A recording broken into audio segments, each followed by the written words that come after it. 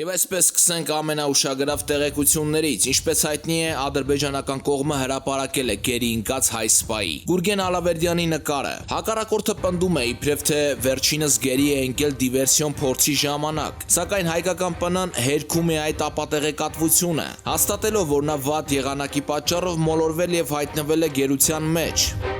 Ռազմական փորձագետ Կարեն Հովհաննիսյանը գրեց. Ադրբեջանի կողմից տարածած 45 վայրկյան տևողությամբ տեսանյութը ծայրից ծայր միջազգային նորմերի կոպիտ խախտում է։ Ռազմագերիների նկատմամբ վերաբերմունքի բազմաթիվ նորմատիվների կոպիտ խախտում։ Աչքերը փակել են եւ տեսանկարը հանել, նսեմացրել ազգային պատկանելիությունը, արժանապատվությունը վիրավորող սեռական բնույթի հայհոյանքներ հնչեցրել եւ այլն։ Այդ ամենը տեսանկարը հանել եւ հրապարակել։ Արցախի ազգային վերածնունդ կուսակցության նախագահ Հայկ Խանոմյանը գրեց. Ամենայն հավանականությամբ մեր սպային գողացել են, եկել են մեր դիրքերի մոտ դարանակալել, գերի վերցրել, տարել։ Եղանակային պայմանները օգնել են թշնամու դիվերսիոն խմբերին, տեղանքնել են նպաստավոր։ Մեր գերիներին հետ բերելու ճանապարհը ադրբեջանցի գերիներ ունենալն է։ Հետևաբար հարկավոր է բարձրացնել մեր հետախուզական խմբերի մոտիվացիան, մեծ դրամական խրախուսանք թշնամու զինծառայող գերելու համար։ Կարծում եմ սա է ամենակարճ տարբերակը։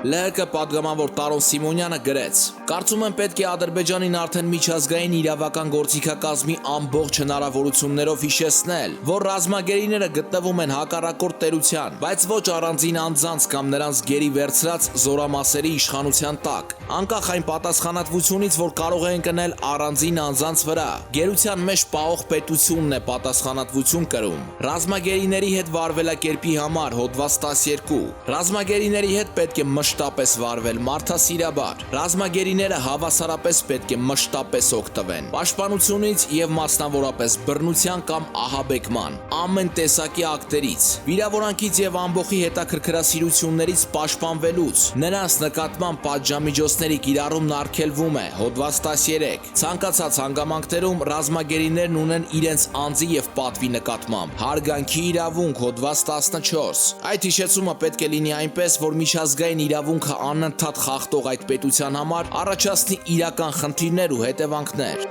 Այսպիսի իրավիճակ, սիրելի հայրենակիցներ, հաջորդը Ժողովուրդ օրաթերթը գրեց. Ժողովուրդ օրաթերթի տեղեկություններով Պարետատունը մանրամասն հաշվետվություն է ուզել Հայաստանի Հանրապետության առողջապահության նախարար Արսեն Թորոսյանից, պարզելու համար, թե վերջինն ինչպես է ծախսել կորոնավիրուսի կանխարգելման նպատակով հավաքված գումարները, ինչ է արել եւ ինչ աշխատանքներ են կատարվել։ Ընդ որում Պարետատան պահանջած հաշվետվության մեջ պահանջվել է ամեն ինչ մանրամասն նկարագրել, քանի որ արդյունավետության մասով կասկածներ կան։ Ժողովուրդ օրաթերթը ավելի վաղ գրել էր, որ առողջապահության նախարարությունը կարծես թե թաքցնում է, թե որքան գումար է ծախսվել մեկուսացված քաղաքացիներից յուրաքանչյուրի վրա, որ հյուրանոցը որքան գումար է ստացել եւ այլն։ Նրանք Ժողովուրդ օրաթերթի հարցին ի պատասխան միայն նշել էին, որ դեռ հունիսի 1-ի դրությամբ ծախսերը կազմել են 687 միլիոն 518 հազար դրամ։ Նաև ներկայացնեմ հրապարակ թերթի հաղորդած ուշագրավ տեղեկությունը։ Հրապարակը գրեց, որքան էլ Արսեն Թորոսյանի շրջապատը ջանում է լուրեր տարածել, թե նա մնալու է, Նիկոլ Փաշինյանը գոհ է նրա աշխատանքից, հրապարակի աղբյուրները ասում են, որ այդպես չէ։ Ավելին, օրեր առաջ Թորոսյանը դիմում է գրել աշխատանքից ազատվելու, սակայն Փաշինյանը խիստ զայրացել է, պատռել է դիմումը եւ ասել, թե դու չես որոշում, երբ գնաս, ես եմ որոշում։ Պատմեցին, որ տհաճ խոսակցություն է եղել վարչապետի եւ նախարարի միջև։ Վարչապետն ասել է, որ այժմ իրավապահները ստուգում են իր գործունեությունը, եւ եթե պարզվի իրականությանը համապատասխանում են խոսակցությունները, որ Թորոսյանը կոռուպցիոն գործարքների մեջ է խճճված, ապա նա ոչ թե հեռանալու է, այլ պատժվելու։ Հրապարակը նաև գրում է, որ խոսակցությունը Թորոսյանը ծանր է տարել, եւ այդ դեպրեսիայի պատճառով է նաև ջնջվել Facebook-ից։ Այսպիսի տեղեկություններ։ Հաջորդը Բելարուսի բանակը բերվել է պատրաստվածության առավելագույն մակարդակի։ Այս մասին հայտնել են Բելարուսի պաշտպանության նախարարությունից։ Նաև հրապարակում եղավ, որ Բելարուսի նախագահ Ալեքսանդր Լուկաշենկոն հրաման է տվել դպրոցներից հեռացնել ընդդիմադիր ուսուցիչներին։ Այս մասին նա հայտնել է կրթության եւ գիտության նախարարի հետ հանդիպման ժամանակ։ Լուկաշենկոն կոչ է արել պաշտպանել ուսուցիչներին հարձակումներից։ Ընդ որում, եթե ինչ-որ մեկը տեղափոխվել է այլ ճամբար, նրանց հետ նույնպես պետք է ամեն բան պարզաբանել։ Շարունակել հրապարակել է Լուկաշենկոն։ Դպրոցի շրջանավարտները սկսել են յետ բերել դիպլոմներն ու պատվոգրերը։ Նրանք դատապարտում են հանձնաժողովներում աշխատող մանկավարժներին, ընտրակեղծիքներին մասնակցելու համար։ Նաև ուսուցիչները բողոքել են հետապնդումներից։ Ինչպես երևում է, Բելարուսում ամեն ինչ դեռ նոր է սկսվում։ Հաջորդ թիվ մենք պատրաստել ենք բացառիկ եւ աղմկահարույց թեմաներ։ Սիրելի հայրենակիցներ, հավանեք այս տեսանյութը եւ առաջարկում ենք դիտեք միջև վերջ, պինդ եղեք։ Ադրբեջանի ռազմաքաղաքական ղեկավարությունը հուլիսյան մարտերում կրած ծանր պարտությունից հետո էլ ավելի ջղաձիգ է դարձել եւ անում է քայլեր կամ հայտարարություններ, որոնք մի կողմից ծիծաղ են առաջացնում, մյուս կողմից էլ նույնիսկ զարմանք։ Այս պահվածքի բնորոշ գծերից մեկն այն է, որ Բաքուն վերջերս աչք ու ձախ բողոքում է բոլոր այն երկրներից, որոնցից Հայաստանը ենթադրաբար զենք կամ զինամթերք է գնել ու հիստերիկ աղմուկ բարձրացնելով փորձում է դրանից միջազգային սկանդալ սարքել։ Թե որն է այս վարքագծի պատճառը եւ որոնք են նպատակները, արժե քննարկել։ Հուլիսյան մարտերից անմիջապես հետո հրապարակված մեր հոդվածներից մեկում գրել էինք, որ Ադրբեջանում իշխող Ալիևյան ռեժիմի պատի թերթերից մեկը տխրահռչակ Հաքին Ազ լրատվական կայքը իբրև թե սենսացիոն փաստեր էր հրապարակել, նշելով, թե հուլիսի 12-ին սկսված մարտերի ընթացքում հայկական բանակը ռմբակոծել է Ադրբեջանի սահմանային դիրքերը, Սերբիայից ձեռք բերված եւ Վրաստանի տարածքով ներկրված ականանետներից։ Հաքին Ազի խմբագրությունը, որի ինֆորմացիոն աղբյուրը բնականաբար Ադրբեջանի իշխանությունները պիտի լինեին, կոչ էր արել դիվանագիտական եւ քաղաքական խողովակներով բացատրություն պահանջել ոչ միայն Սերբիայի ղեկավարությունից, այլև պաշտոնական Թբիլիսիից։ Դրանից հետո որոշ աղմուկ եղավ մամուլում, եղան արձագանքներ, պարզաբանումով հանդես եկավ անձամբ Սերբիայի նախագահ Ալեքսանդր Վուչիչը, ընդգծելով, որ վերջին մի քանի տարիներին Սերբիան տասնապատիկ անգամ ավելի շատ զենք է վաճառել Ադրբեջանին, քան թե Հայաստանին, եւ այս փաստը, որը մատնանշել է Սերբիայի ղեկավարը, շատ հատկանշական է ու կարևոր այս պատմության ընդհանուր համատեքստում, քանի որ Ադրբեջանն ըստ էության բողոքում է այն երկրներից, որոնցից ինքը մի քանի անգամ ավելի շատ զենք ու զինամթերք է գնել, հետո դրանք օգտագործելով Հայաստանի, այդ թվում խաղաղ բնակչության դեմ։ Եվ սա վերաբերում է ոչ միայն Սերբիայի պես երկրներին, այլև Ադրբեջանի սպառազինության հիմնական մատակարարներից մեկին՝ Ռուսաստանի Դաշնությանը, որից Ադրբեջանը միայն վերջին 10 տարվա ընթացքում բաց աղբյուրներում հրապարակված տեղեկությունների ու նաև Ալիևի հրապարակային հայտարարությունների համաձայն առնվազն 5 միլիարդ ԱՄՆ դոլարին համարժեք զենք, զինամթերք եւ ռազմատեխնիկական նշանակության այլ արտադրանք է գնել։ Այս փաստը շեշտում ենք այն պատճառով, որ նախորդ շաբաթ օգոստոսի 12-ին Ադրբեջանի նախագահ Իլհամ Ալիևը ադրբեջանական կողմի նախաձեռնությամբ հեռախոսազրույց է ունեցել Ռուսաստանի Դաշնության նախագահ Վլադիմիր Պուտինի հետ, անհանգստություն հայտնելով այն հարցի կապակցությամբ, որ Ռուսաստանը ռազմական նշանակության բեռներ է մատակարարում Հայաստանին։ Ընդ որում Ալիևն ասել է, թե բեռների ծավալը գերազանցել է 400 տոննան եւ դրանք Հայաստան են ուղարկվել հուլիսին հայ-ադրբեջանական սահմանին տեղի ունեցած ռազմական բախումներից անմիջապես հետո։ Իսկ հեռախոսազանգի հիմնական նպատակը ըստ Ադրբեջանի նախագահի մամուլի ծառայության հաղորդագրության եղել է այս հարցը պարզաբանելը։ Ըստ հաղորդագրության Իլհամ Ալիևը նշել է, որ հայ-ադրբեջանական սահմանին տեղի ունեցած բախումներից հետո Ռուսաստանից Հայաստան, Ղազախստանի, Թուրքմենստանի եւ Իրանի օդային տարածքով մատակարարված ռազմական նշանակության բեռների ծավալը գերազանցել է 400 տոննան եւ ընդգծել է, որ իր հեռախոսազանգի հիմնական նպատակն այդ հարցը պարզաբանելն է։ Ռազմական մատակարարումների ինտենսիվությունը Ալիևի խոսքերով անհանգստություն եւ լուրջ հարցեր է առաջացնում ադրբեջանական հանրության շրջանում։ Ահա այսպիսի հայտարարություն, թե որքանով է Բաքվի բռնապետի հայտնած տեղեկությունը ռազմական բեռների վերաբերյալ համապատասխանում իրականությանը հայտնի չէ, եւ նման տեղեկությունները բնականաբար հեշտ չէ ստուգելը, բայց դա չէ գլխավոր հարցը։ Նույնիսկ Ալիևի հայտարարությունը համապատասխանի իրականությանը կամ մոտ լինի դրան տարօրինակ է, թե ինչու է Ադրբեջանի ղեկավարին զարմացնում այն փաստը, որ X պետությունը տվյալ դեպքում Ռուսաստանի Դաշնությունը ռազմական նշանակության արտադրանք է մատակարարում իր ռազմավարական դաշնակցին Հայաստանի Հանրապետությանը, որի հետ միասին Ռուսաստանը անդամակցում է ռազմաքաղաքական կազմակերպության եւ որի հանդեպ երկկողմ եւ բազմակողմ պայմանագրերի շրջանակներում ունի որոշակի պարտավորություններ պաշտպանության եւ անվտանգության ոլորտներում։ Ասվածից հետևում է, որ Ադրբեջանի ղեկավարությունը ոչ իրավական, ոչ ոչ էլ քաղաքական հարթություններում Ռուսաստանին եւ Հայաստանին զենքի առուվաճառքի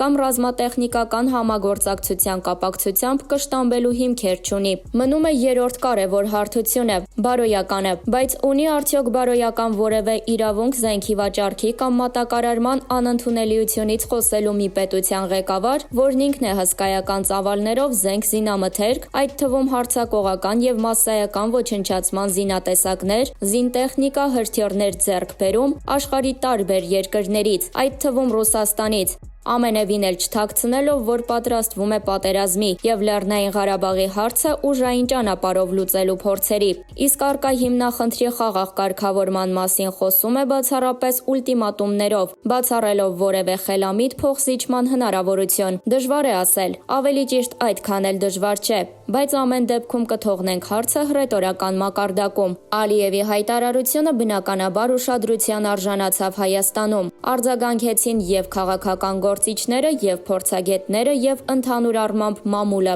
Մասնավորապես ՀՀ ազգային ժողովի պաշտպանության եւ անվտանգության հարցերի մշտական հանձնաժողովի նախագահ Անդրանիկ Քոչարյանը ասել է, որ ինչպես վերջին զարգացումներն են ցույց տվել, Հայաստանում տեղի են ունեցել փոփոխություններ նաեւ զինված ուժերի կառավարելիության մակարդակի բարձրացման առումով։ Եվ հիմա Ալիևը իր անհանգստությունները փոխանցելով Ռուսաստանի Դաշնության նախագահին ցույց է տալիս, որ իրենց համար պարզ չեն Հայաստանում տեղի ունեցած այս փոփոխությունները եւ Հայաստանի զինված ուժերի կառավարելիությունը տեսանելի դառնալը իրենց մոտ անհանգստություններ է առաջացրել։ Անդրանիկ Քոչարյանը նաև ընդգծել է. Ալիևի անհանգստացած հեռախոսազանգը Վլադիմիր Պուտինին ցույց է տալիս, որ հայ-ռուսական ռազմաքաղաքական հարաբերությունները շարունակական են եւ գտնվում են զարգացման փուլում։ Իսկ ռազմական մեկնաբան Լեոնիդ Ներսիսյանը կարծում է, որ Ալիևը պարզապես նեղսրտաց է։ Նրա համար վիրավորական է այն, որ ինքը $5 միլիարդ է ծախսել սպառազինության վրա, բայց արդյունքում ստացվում է, որ Հայաստանը դրանից 1-0-ով պակաս գումարով կամաց վերականգնում է ուժերի հավասարակշռությունը երկու կողմերի միջև։ Հայաստանն արդեն շատ մոտ է դրան, առաջին լրատվականի հետ զրույցում ասաց Ներսիսյանը, ավելացնելով, որ իր կարծիքով Ալիևի ասածը պարզապես էմոցիոնալ ռեակցիա էր, որը ոչ մի ազդեցություն էլ չի ունենա։ Թրամփի օրոք կոնգրեսը ճանաչեց հայոց ցեղասպանությունը։ ԱՄՆ հայ համայնքը սա անտեսել չի կարող։ ԱՄՆ նախկին փոխնախագահ նոյեմբերի 3-ին կայանալիք նախագահական ընտրություններում դեմոկրատական կուսակցության թեկնածու Ջոզեֆ Բայդենը ավելի քան 8 ամիս առաջ Թուրքիայի վերաբերյալ կոշտ հայտարարություններ էր արել, որը բուռն կերպով քննադատվում է Թուրքիայի տարբեր պաշտոնյաների կողմից։ Մենք այժմ պետք է Էրդողանի նկատմամբ միանգամայն այլ մոտեցում որդեգրենք։ Հարկավոր է հստակեցնել, որ ընդդիմության առաջնորդները վայելում են մեր աջակցությունը, հայտարարել է Բայդենը, նշելով, որ ժամանակին այս քաղաքականությունն իրեն արդարացրել է, երբ նախորդ ամերիկյան վարչակազմին հաջողվել էր նպաստել քրդերի ինտեգրմանը Թուրքիայի քաղաքական համակարգին։ Բայդենի պնդմամբ Վաշինգտոնի վերջնական նպատակը պետք է լինի Ռեջեփ Թայիպ Էրդողանի պարտությունը ընտրություններում։ Նա պետք է հստակ գին վճարի։ Մենք պետք է ուղղակի շփումների մեջ մտնենք թուրքական վերնախավի որոշ շրջանակների հետ։ Դա այն էր, ինչ ես անում էի նախկինում։ Մենք պետք է քաջալերենք այդ մարդկանց, որպեսզի նրանք Էրդողանին պարտության մատնեն։ Եվ դա պետք է տեղի ունենա ոչ թե հեղաշրջման, այլ ընտրական գործընթացների միջոցով, ասել է Բայդենը։ Կարող է Թուրքիայի իշխանությունների դեմ Բայդենի այս հայտարարությունները ԱՄՆ հայ համայնքին միավորել իր շուրջ, թե ոչ։ Քաղաքագետ Ստեփան Գրիգորյանը առաջին լրատվականի հետ զրույցում դժվարացավ հստակ ասել, արդյոք Բայդենի այս հայտարարությունը կարող է ազդակ լինել, որպեսզի հայ համայնքն ընտրություններում աջակցի Բայդենին։ Նախ պետք է հասկանալ հայ համայնք ասելով ինչ ենք հասկանում։ Այնտեղ կան ազդեցիկ ավանդական կուսակցություններ, լոբիստական կազմակերպություններ կամ վերջին շրջանում ԱՄՆ գնացած հայեր, որոնք տարբեր մոտեցումներ ունեն։ Դժվարանում եմ ասել, սա կարող է ազդակ լինել, որ հայ համայնքը միանշանակ աջակցի Բայդենին, ասաց Գրիգորյանը։ Նրա խոսքով կա մեկ հանգամանք, որը հայ համայնքը պետք է հաշվի առնի։ Այն է հենց Թրամփի ադմինիստրացիայի օրոք կոնգրեսը ճանաչեց հայոց ցեղասպանությունը։ Բոլորը գիտեն, եթե գործող ադմինիստրացիան դեմ է, անգամ ընդդիմադիր ներքին պալատը չէր ճանաչի հայոց ցեղասպանությունը։ Թրամփի ադմինիստրացիան չեզոքություն պահպանեց։ Հիմա այս նախագահին ձայն տալ թե մեկ այլ թեկնածուի դժվարանում եմ ասել։ Չեմ կարծում միանշանակ պատասխան կա։ Թրամփի օրոք կոնգրեսը ճանաչեց հայոց ցեղասպանությունը։ Դա չգնահատել դժվար է։ Այնտեղի մեր լոբիստական կազմակերպությունները բավական մեծ պոտենցիալ ունեն։ Իրենք կորոշեն, կուսումնասիրեն ամեն ինչ։ Բայց իմ ասած գործոնը հաշվի չառնել չեն կարող։ Կարծում եմ դա որոշիչ կլինի։ Հայ համայնքը կամ կաջակցի Թրամփին կամ ոչ ոքի, տեսակետ հայտնեց քաղաքագետը։ Գրիգորյանը ավելի հակված է կարծել, որ հայ համայնքը նախագահի թեկնածուներից ոչ ոքի չի աջակցի, քանի որ ըստ քաղաքագետի անշնորհակալություն կլինի Թրամփի նկատմամբ։ Ուղղակի այստեղ բարոյական հարցեր էլ կան։ Ես չեմ ասում, որ հիացած եմ Թրամփի քաղաքականությամբ, բայց ցեղասպանության ճանաչումը լուրջ գործոն է։ ԱՄՆ-ում գործող մեր հայկական կազմակերպությունների անդամները ինտելեկտուալ են,